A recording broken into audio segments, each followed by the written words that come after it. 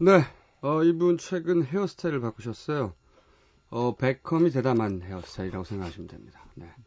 그 머리 있지 않습니까? 2002년 월드컵 때 베컴이에서 세계적인 유행이 됐던 그 머리를 10년 후에 자신도 따라해 봤는데 실패했다라고 평가되는 어정쩡한 베컴 헤어스타일로 나타나신 무려 철학 박사 강신주 박사님. 안녕하십니까? 예, 안녕하세요. 네, 헤어스타일은 왜 그렇게 하셨어요? 이거 제 수강했던 그 분의 그 조언이죠. 이렇게 하라고. 보내시려고 그랬나? 제가 보기에는 헤어스타일로 거의 철학이 가능할 정도로 네. 심란한 헤어스타일. 자, 사연 들어보겠습니다. 저는 25살 평범한 남자입니다. 어렸을 때부터 현실 안주와 경험의 선택 사이에서 늘 고민하며 살았죠.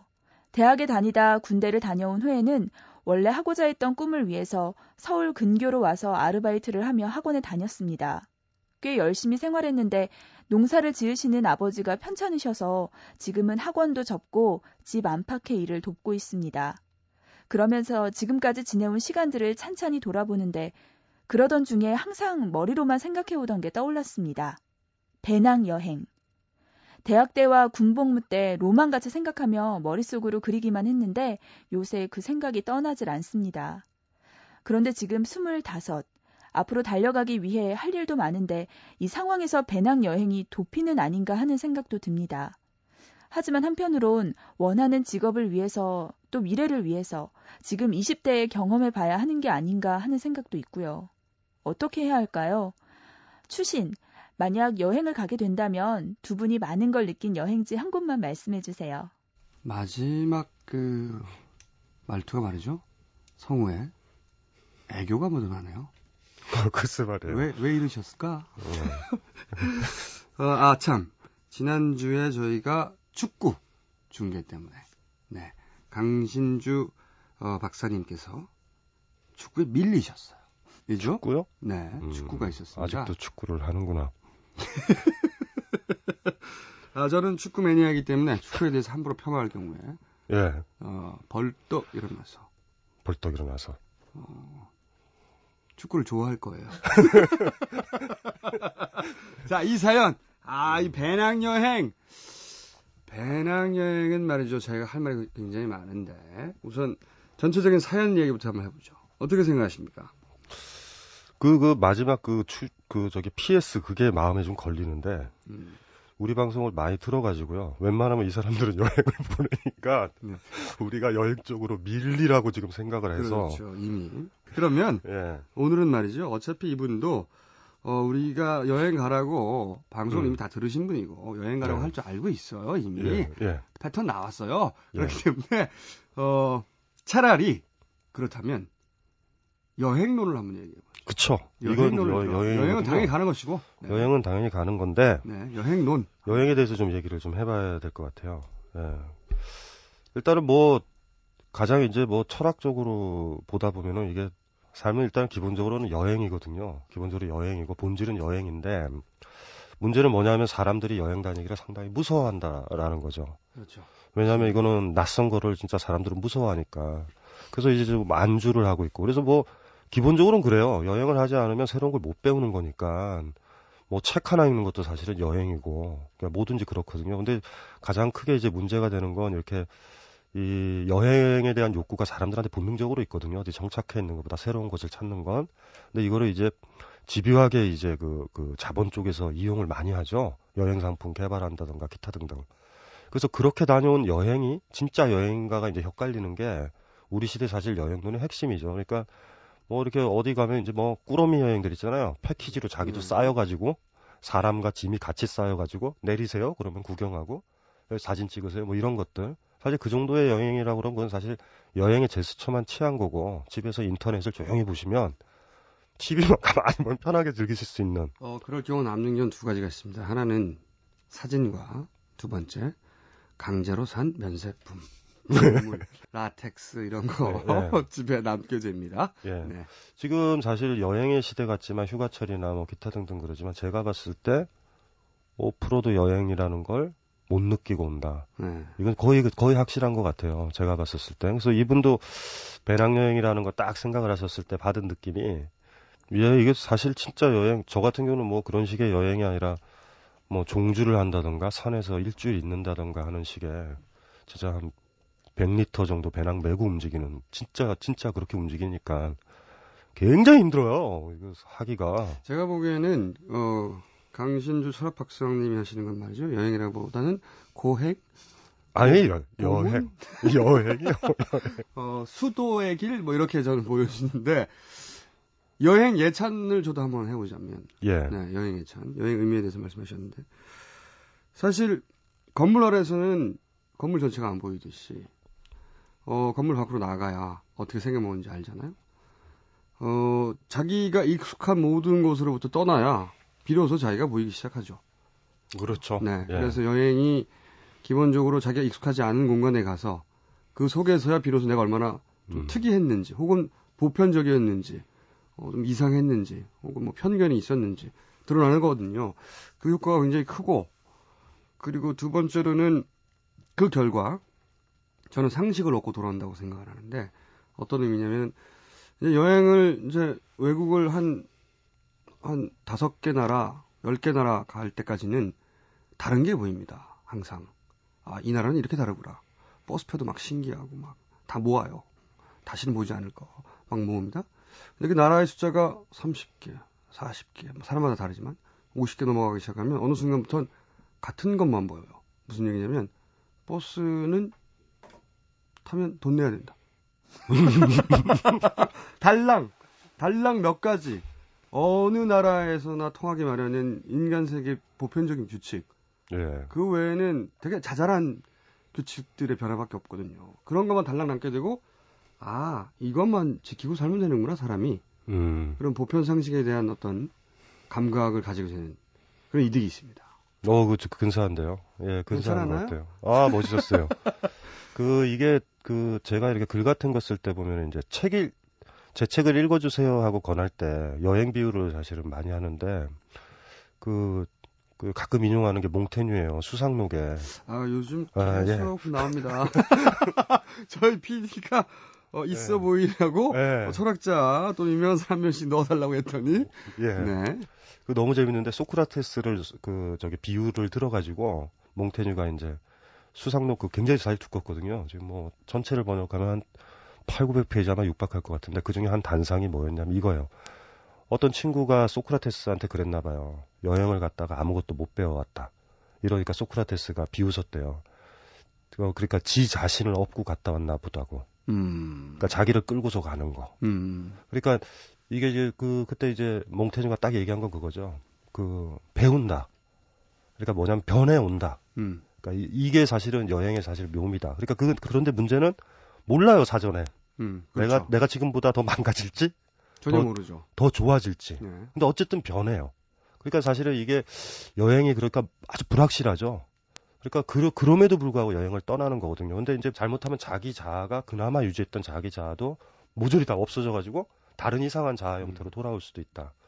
뭐 이런 것까지 사실은 각오를 하고 여행을 가야 되는데, 그래도 이렇게 어차피 보면은 이제 돌아보면은 삶이라는 건 여행이잖아요. 이 세상에 툭 던져져서 어머님 자궁에 처음에 딱 꼬맹이가 나왔을 때 한번 생각을 해보면 따뜻하고 평안했던 자궁 바깥에서 바로 폭력이잖아요. 세계가 뭐 아주 강력한 조명, 거기다가 뭐 냄새, 거기다가 바로 그냥 허파호흡 시킨다고 구타 들어오고, 인간은 막 거기서부터 사실 충격이거든요. 그러니까 이제 결과적으로 봤을 때 여행을 다니는 거는요, 여행을 간다라는 거는 대단히 비장해야 된다라는 거. 그리고 가급적이면 여행을 잘 가려면 짐을 잘 줄여야 된다라는 거. 끌고 가지 말라라는 거. 그렇죠. 여행을 갈 때 말이죠. 제가 짐을 싸는 원칙으로 사람들에게 알려주는 게 있습니다. 일단 싸라, 짐을. 제가 생각할 때 필요한 걸 다 싸라. 그럼 보통은 무슨 오지 탐사같이 싸요. 다들. 싸고 나서 그 짐을 메고, 그 10,000원 지하철 내지는 버스를 타고 하루 종일 돌아다녀 봐라. 그러면 사람이 하루 만에 녹초가 됩니다. 근데 그거를 메고 배낭여행을 한 달 한다고 생각해봐라. 그럼 막 덜어내기 시작해요. 막 덜어내기 시작하거든요. 그러니까 짐은 처음 싼 짐에 무조건 3분의 1로 줄이고, 그렇죠. 네, 무조건 3분의 1로 줄입니다. 그런 다음에 마지막 순간에 또 덜어내요. 왜냐하면 거기 가면 다 있어요. 막 뭐도 싸고 무슨 우주에서 인간의 접촉이 전혀 없는 곳에 똑 떨어져가지고 혼자서 그런 밀림 속에서 헤쳐나야 할 상황이 아닙니다. 그러니까 이제 배낭여행이나 다른 사람들이 사는 곳에 가면 사실은 뭐 가볍게 그 신분증이나 이런 것만 가지고 거기 가서 배낭을 사세요. 그래도 돼요. 뭘 필요하면 네. 저는 배낭여행 초기에는 저도 완전 군정하고 갔습니다. 완전 군정하고 군대 제대한 지 얼마 안 됐기 때문에 판초의도 갔는데 다 버렸죠. 그리고 나서 그다음에 그때 판초의 뭡니까? 쌀 3kg? 굶어 죽으면 안 되니까. 그 말씀하신 대로 불확실성에 대한 불안 때문에 그런 거 막 싸는 거죠. 그렇죠. 그리고, 사실은 그래서 전 나중에는 검은 비닐 있지 않습니까? 검은 비닐 하나만 들고 다녔죠. 떠날 때. 그리고 필요하면 거기서 배낭 말씀하신 대로 배낭이 필요하면 배낭 사고. 네, 그러면 돼요. 네. 예. 제일 좋은 게 저도 도시 쪽 여행 다닐 때 제 복장은 현지 주민이에요. 마트 그렇죠. 갔다 온. 그렇죠. 내가 이 동네에서 10년 살았어. 그 자세가 필요합니다. 그럼요. 여행 그 도시 사람들 사이였을 때 가장 편하게 사는 건 현지인 흉내를 정확하게 내는 거죠. 그렇죠. 저한테 막 길도 물어봐요. 사람들이. 네. 말도 안 타는데. 뿌리를 뽑고서 가는 거예요. 그렇죠. 그러니까 출발은 돌아오지 않는다라는 각오로 떠나셔야 돼요. 이런 마음이죠. 내가 돌아와서 여행 이전의 삶 말고 여행 이후의 삶을 다시 시작하겠다. 그런 마음가짐인 거죠. 그러니까 기본적으로는 완전히 단절한다 이렇게 생각해야 되는데 베이스 캠프가 이 집이다. 여기 한국이다. 이렇게 생각하면 여행 못 즐겨요. 피곤만 하면 집에 있어.